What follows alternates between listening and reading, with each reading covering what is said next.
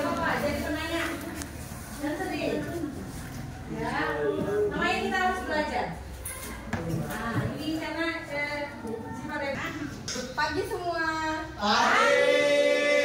Ini kami akan presentasi tentang terhambatnya perdagangan antar daerah atau dampak yang terjadi terhadap perdagangan antar daerah.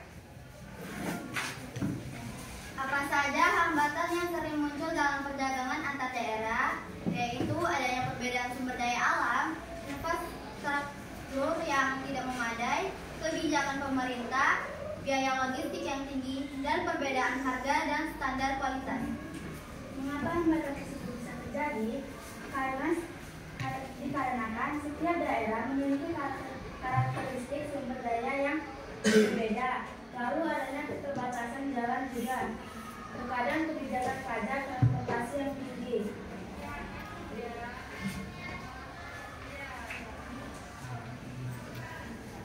Bagaimana dampak dari hambatan perdagangan antar daerah terhadap perekonomian suatu daerah? Yaitu mengurangi kesempatan kerja karena kawasan perdagangan menjadi lebih sempit dan mengurangi permintaan dan produksi barang, sehingga kesejahteraan rakyat menurun. Mungkin sekian presentasi dari kami. Jika ada yang ingin ditanyakan, bisa bertanya. Oke, silakan. Ada yang mau bertanya? Silakan. Apa yang mendorong terjadinya perdagangan antar daerah? Yang mendorong terjadinya perdagangan antar daerah yaitu mungkin bisa seperti kebutuhan masyarakat yang tidak memadai, atau mungkin di suatu daerah tersebut tidak ada barang yang ingin diperoleh. Ada lagi? Oke, silakan aku. Apakah ada kendala kualitas atau standar produk yang berbeda antar daerah? Ada. Itu seperti harga atau barang-barang. Apakah ada kendala kualitas atau standar produk yang berbeda antar daerah? Kan ada kualitas tuh, ya kan? Nah, adakah dampaknya itu ya secara tidak langsung menjadi hambatan itu kualitas? Ada.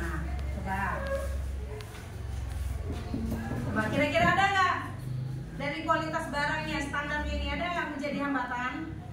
Ada, seperti produksinya yang menurun. Nah, produksinya menurun, karena kualitas produksinya yang menurun, oke? Atau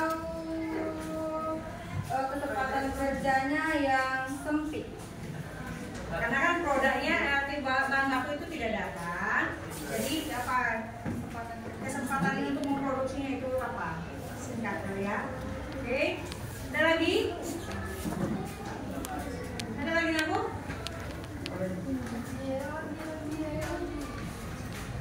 Bagaimana perdagangan antar daerah atau antar pulau dapat mengaruhi perkembangan suatu daerah? Dampaknya, kira-kira apa dampaknya?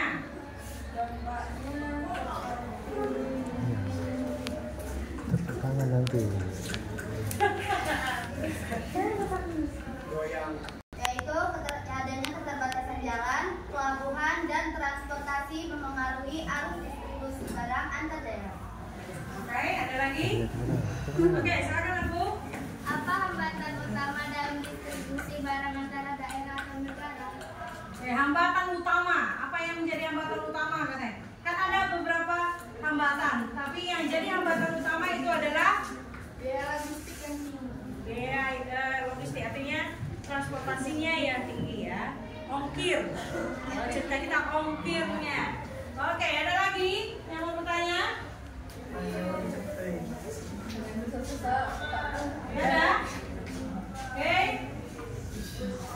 Mengapa di Indonesia sering dilakukan perdagangan antar pulau? Karena mungkin pada suatu daerah tersebut barang yang ingin dimiliki tidak memadai, atau barang yang diinginkan dalam daerah tersebut tidak ada dalam daerah tersebut. Oke, ada lagi? Kalau tidak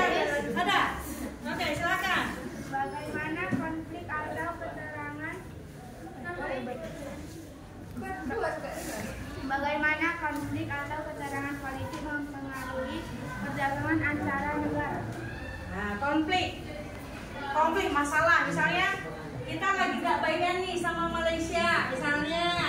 Nah, kira-kira ada nggak dampaknya terhadap perdagangan antar daerah ini? Ya, kira-kira ada nggak?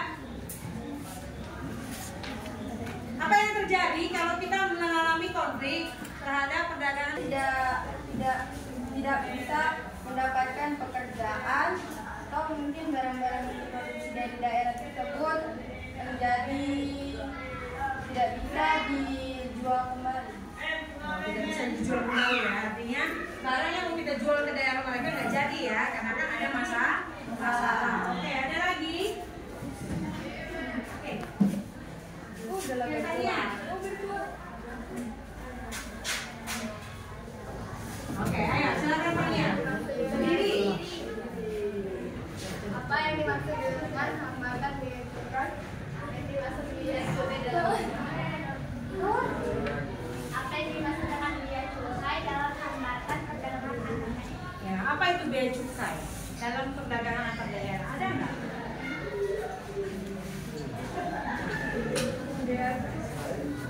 Oke, apa kira-kira biaya cukai? Ya, nggak apa-apa, jangan malu. Aku tadi soalnya itu Arti dari biaya cukai.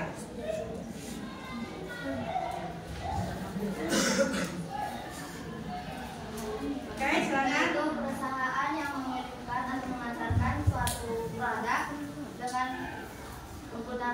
dengan menggunakan ongkir yang tinggi. Iya, Bagaimana perdagangan